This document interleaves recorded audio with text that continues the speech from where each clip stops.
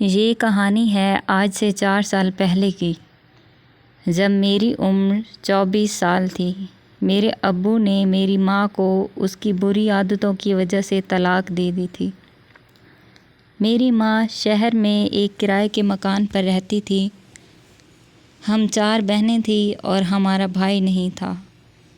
ابو ہمیں امی سے کال پر بات کرنے سے منع نہیں کرتے تھے۔ ہم چاروں بہنیں امی سے ہر روز بات کیا کرتی تھی۔ شہر میں امی اپنی مرضی سے زندگی جی رہی تھی، نہ کوئی روک ٹوک تھی، نہ ہی کسی کا خوف۔ جب میں امی سے کال پر بات کرتی تھی تو امی مجھے کہتی تھی کہ تم چاروں بہنیں میرے گھر آ جاؤ، یہاں میں تم لوگوں کے سہارے زندگی گزار لوں گی۔ میں یہاں بہت اکیلی ہوں۔ مجھے میری ماں پر بہت ترس آتا تھا اور ساتھ ہی ابو پر بے حد غصہ بھی کہ انہوں نے میری ماں کو در در کی ٹھوکریں کھانے کے لیے طلاق دے دی۔ لیکن میں نہیں جانتی تھی کہ میری ماں کیسی عورت ہے۔ ایک دن ابو سے میں نے کہا کہ ہمیں کچھ دنوں کے لیے امی کے گھر چھوڑ آئے۔ ابو نے جیسے ہی یہ بات سنی وہ ہمیں مارنے پیٹنے لگ گئے اور امی سے کال پر بات کروانا بھی بند کر دی اور ہمارا گھر سے باہر نکلنا تک ختم ہو گیا۔ ہم ابو کی ایسی پابندیوں سے تنگ آ چکی تھی۔ میں نے سوچ لیا تھا کہ جیسے ہی موقع ملا میں اپنی بہنوں کو لے کر امی کے پاس چلی جاؤں گی، اور ایک دن موقع ملتے ہی میں شہر میں آ گئی۔ ایک رات تقریباً 2 بجے کے قریب میری آنکھ کھلی۔ دوسرے کمرے سے مجھے کچھ آوازیں سنائی دیں۔ میں نے اس کمرے کی کھڑکی سے اندر کی طرف جھانکا تو میرے پیروں تلے سے زمین نکل گئی۔ کمرے میں میری ماں کے ساتھ 2 آدمی تھے۔ میری ماں کبھی ایک آدمی کے پاس چلی جاتی تو کبھی دوسرے کے پاس۔ ان دونوں نے اپنا کام کر کے میری ماں کو 10,000 روپے دیے۔ کافی دیر میں یہ سب دیکھتی رہی۔ جب وہ تینوں کپڑے پہننے لگے تو میں اپنی چارپائی پر آ کر لیٹ گئی۔ صبح میں نے اپنی ماں سے ذکر تک نہ کیا۔ 2 دن گزر گئے تھے۔ میں نے اپنی ماں سے پوچھا کہ اس رات کون لوگ گئے تھے۔ میری ماں سمجھ گئی تھی کہ مجھے سب پتہ چل چکا ہے، تو اس نے کہا کہ میری پیاری سی بیٹی، اس کام میں بہت مزہ ہے اور پیسے بھی بہت ہیں۔ بغیر محنت و مشقت کے پیسے آ جاتے ہیں اور ہم 2 وقت کی روٹی کھا لیتے ہیں۔ خیر، میں سمجھ چکی تھی کہ میری ماں کو ابو نے طلاق کیوں دی۔ 2-3 مہینے میں امی کی یہ کام دیکھتی رہی۔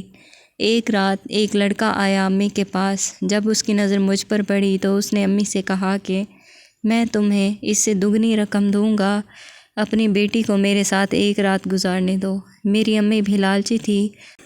اس نے مجھے کمرے میں بھیج دیا۔ اس لڑکے نے مجھے کپڑے اتارنے کے لیے کہا۔ میں نے مزاحمت کی تو اس نے زبردستی میرے کپڑے اتار دیے اور میرے جسم کے ساتھ چھیڑ چھاڑ کرنے لگا۔ مجھے پہلے تو بہت درد ہوا، لیکن جیسے ہی وقت گزرتا گیا مجھے لطف آنے لگا۔ جاتے ہوئے اس لڑکے نے بہت سارے پیسے میرے ہاتھ میں تھما دیے اور کہا کہ کل پھر ملاقات ہوگی، اور ساتھ ہی یہ بھی کہا کہ میرے علاوہ کسی اور کے قریب مت جانا۔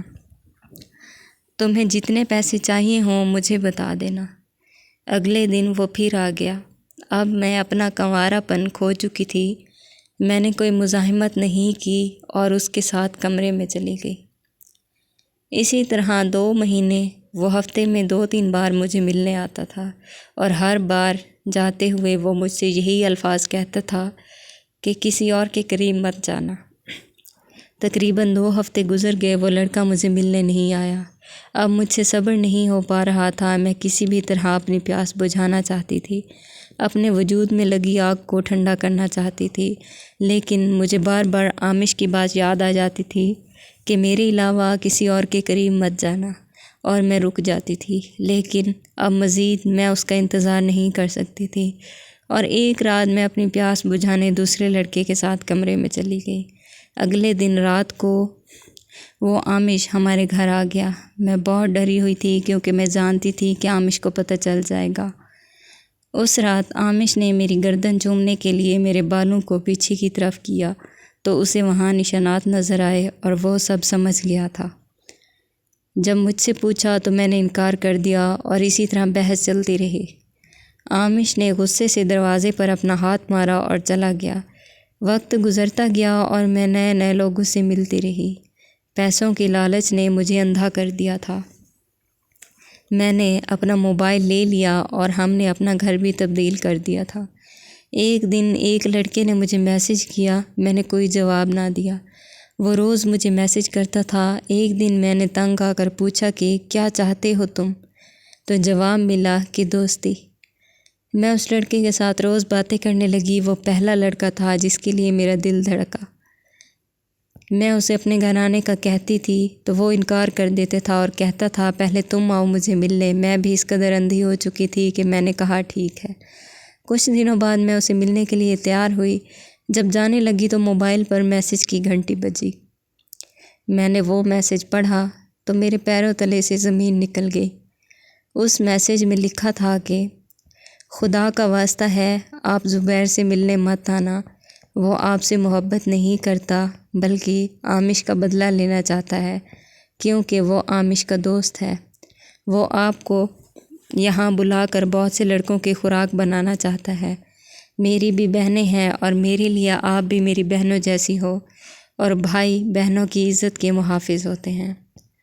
میں نے جب میسج پڑھا تو میری آنکھوں میں آنسو آ گئے۔ اس میسج کو پڑھ کر نہ جانے میرے دل کو کیا ہو گیا تھا۔ میں مسلسل رو رہی تھی اور اللہ سے اپنے گناہوں کی معافی مانگ رہی تھی۔ میں نے اپنے گناہوں سے توبہ کر لی۔ میں بہت پچھتا رہی تھی کہ میں نے اپنے باپ کا گھر کیوں چھوڑا تھا، اس باپ کا گھر جس نے ہماری عزت کی خاطر کیا کچھ نہیں کیا۔ میں نے ابو کو کال کی اور معافی مانگی اور کہا کہ وہ ہمیں یہاں سے لے جائیں۔ میں نے اپنی ماں کو کچھ نہیں بتایا ورنہ وہ ہمیں کبھی گاؤں واپس نہ آنے دیتی۔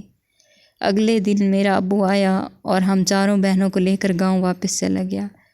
کچھ مہینوں بعد میری شادی ہو گئی۔ میں جب بھی نماز پڑھتی ہوں میرے دل سے سب سے پہلے اس لڑکے کے لیے دعا نکلتی ہے جس نے مجھے میسج کیا تھا۔